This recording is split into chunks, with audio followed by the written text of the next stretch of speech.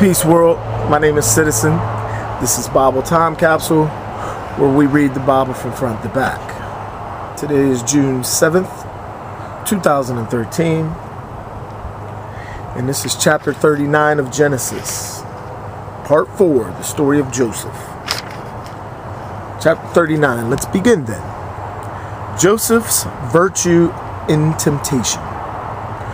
When Joseph was taken down to Egypt, Pharoa, an Egyptian, one of the Pharaoh's officers, the captain of his bodyguard, brought him from the Ishmaelites who had taken him down there. The Lord was with Joseph so that he was successful. He lived in the house of his master, the Egyptian. When his master saw the Lord was with him and prospered all his undertakings,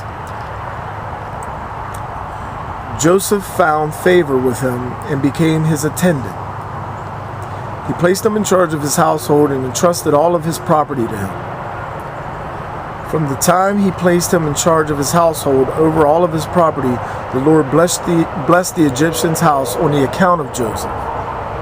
The Lord's blessing rested on everything that was his, in house and field. He left everything he had in Joseph's charge, and having him, was concerned about nothing except the food he ate. Now Joseph was well informed and handsome. Sometime afterward, the wife of his master cast her eyes on Joseph and said, "Lie with me." But he refused, saying, "Because of me, my master is not concerned about anything in the house, but has put all that he owns in my care. He exercises no greater authority in his house than I, nor has he withheld a single thing from me, except yourself, because you are his wife. How then can I commit this great crime and sin against God?" She urged Joseph day after day, but he would not consent to lie with her or to be with her. On one such day, Joseph went into the house to do his work while none of the household servants were at hand. She seized him by his garment and said, "Lie with me." But Joseph left his garment in her hand and fled outdoors.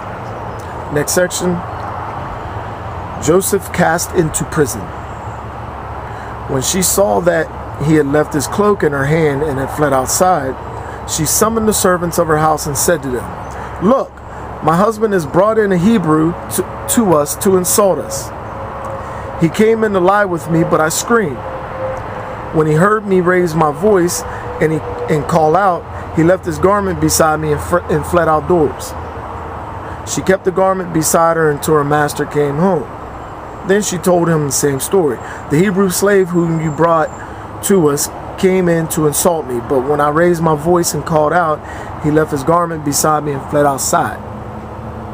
When the master heard his wife's story about how his slave had treated her, he became angry. Then Joseph's master took him and committed him to prison, where the king's prisoners were kept. So he remained there in prison. Next section, last section, chapter 39. Joseph put in charge of the prison.